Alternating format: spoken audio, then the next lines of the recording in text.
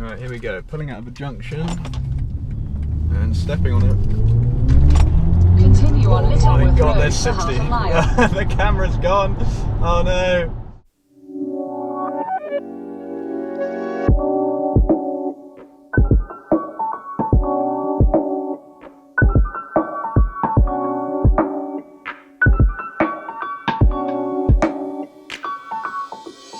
Good morning everyone. So today it's another car review. This time we've stepped it up a little bit from the Leaf and we are in a BMW i4 M50. This is the top of the line BMW i4 that they sell. It's got the most power, it's the most expensive, the best range, all of it. This is where you go if you want to spend the most cash on a BMW i4. We're heading from Vines of Gatwick up to Duke of London in Brentford, and then we're going to get some nice cinematic shots there, have a bit of an overview of the car, what we think about it, all that sort of thing, how the range is, just everything. So at the moment it says we have 263 miles until we need to charge, and the journey into London is only 36 miles. There'll be a bit more coming back because of the route that we're taking, but I think it'll be more than capable enough to do this all in one hit, even being the high performance model that this is. We are on the M23 now, heading up towards one of my favourite roads in the country. That is a lie, the M25. So we're going to have to be on the M25 for a little bit just to get up round to Brentford, which is where we're headed. But currently we're sat at 80 mile an hour on the M23, and this car is absolutely a dream at the moment. The ride quality is amazing. It's very, very quiet in this cabin, like impressively quiet. The build quality of the interior is incredible. Yeah, just everything about this car so far has impressed me, as it should for a car that costs this much money. So as you can see, the weather's taken a bit of a turn for the worse here. Out of nowhere, quite torrential rain. Yeah, this is, I mean, I guess it's expected. We've had so much hot weather here in England that it was only a matter of time until the rain came, and boy has it come. Yeah, this has made the M23 journey so far a bit different to what I expected it to be. We're also sat at 40 mile an hour currently because there's queuing. Classic London. This rain is really coming down though. I'm glad I brought a coat with me today.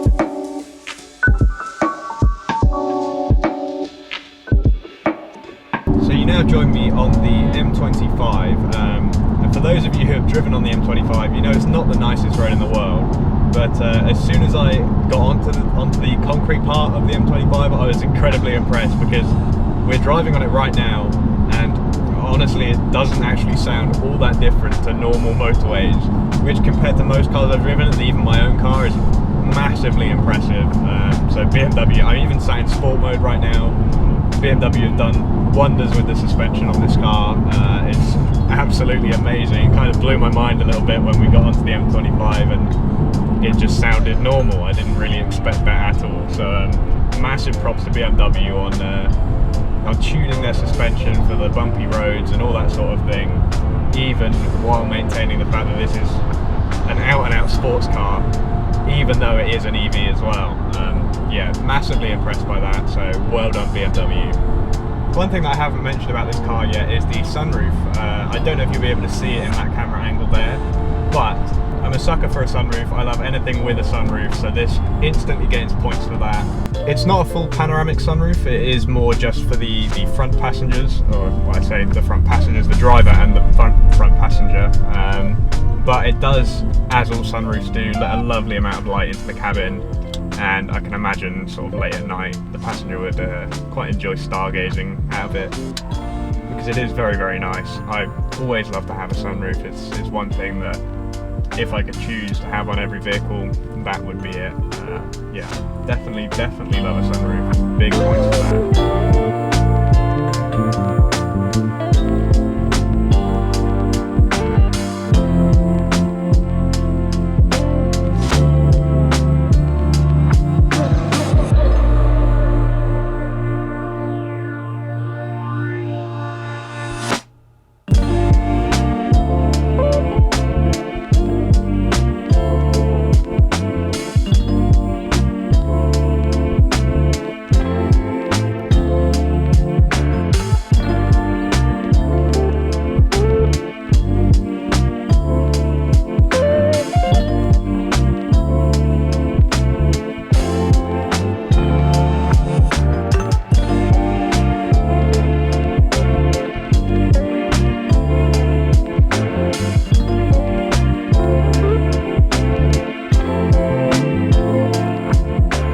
So I was actually talking to a couple of the guys at Duke of London while I was there about the car, kind of walking them through it, showing them what it is, because obviously not a lot of people have seen these out and about, and I must admit they were all very impressed by the build quality. I think the only thing that's maybe a lot of people aren't sold on is how understated it looks for a £70,000 car. It's a very normal looking car, should we say. It's not jumping out at you of being an M car. Obviously it has the performance of an M car, but yeah, I think if BMW were to do anything different, I think it probably would be nice to have just a bit more extravagance on the outside, just to kind of show off and be like, this is an M car, this is £70,000 worth of car that I'm driving about in. And I'd argue that it's very similar on the interior as well. I'd say that it'd be nice to have some more M specific parts, because from where I'm sat currently looking at the dashboard and everything, it just feels like a very regular BMW.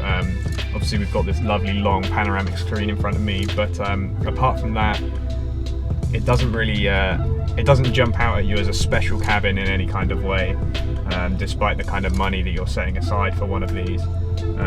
Obviously we do have the nice M stitching on the seat belts here, but again, yeah, I just don't really feel like it's enough to be standing out as an M car, in my opinion. I think I just want something a little bit extra,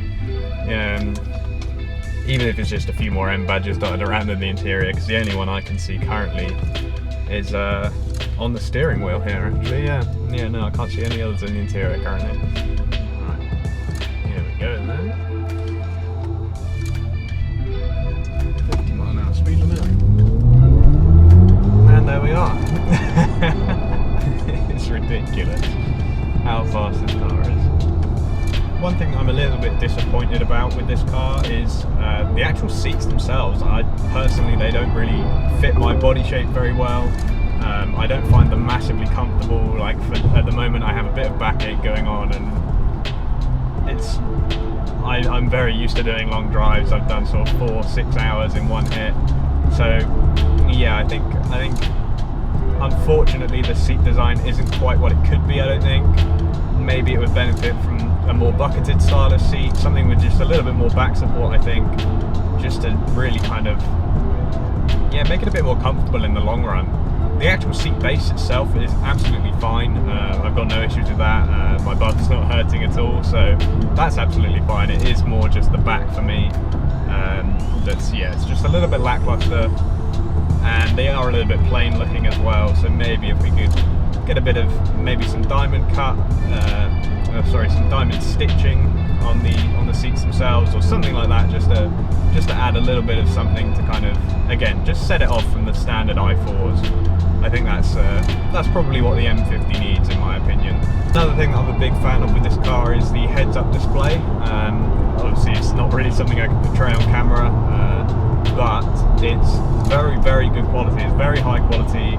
Everything's perfectly readable, even in like harsh sunlight, in the rain, no matter what. It's always been absolutely spot on, crystal clear. It doesn't take up too much room in front of me. It's bang on, it's perfect. but BMW do have some experience with that now, because it's obviously not the latest technology, but it's still very impressive. I can see that they've clearly refined it as the years have gone on, and it's very, very nice. The sound system in this car, I've used it a little bit to test my music.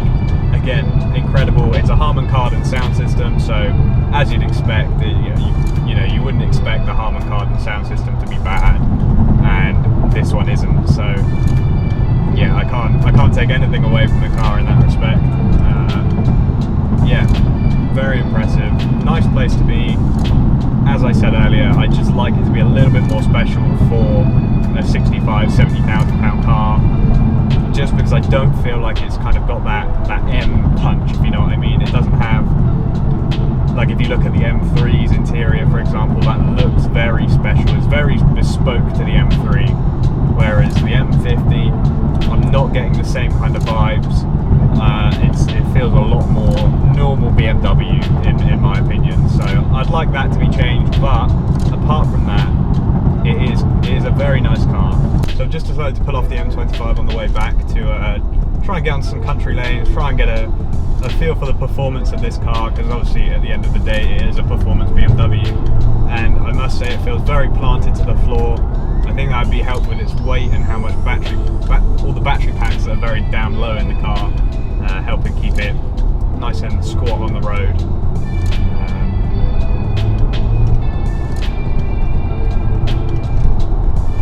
Yeah, this is actually quite a fun B-road car. I don't think I expected to say that about an electric car, but you know. The handling is very nice. It's a bit light for my liking, I think, which is a surprise, because BMW often like to have quite heavy steering feel, actually. So I am actually quite surprised that this is a bit lighter than most cars. I don't know if that's just because of the fact that where they've updated the steering, the electronic steering rack, maybe it just means that the feel is a little bit lighter, but it's not too light by any means. Alright, here we go. Oh my god.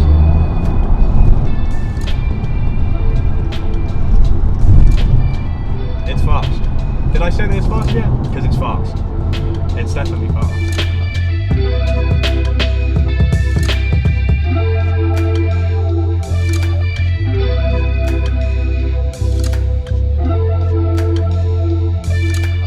So here we are back at Vines of Gatwick. Just going to get a few more cinematic shots and then kind of close the video out there. So thank you all very much for watching. Please like and subscribe, share it with your friends, and yeah, comment down below what vehicle you'd like to see me drive next. Cheers.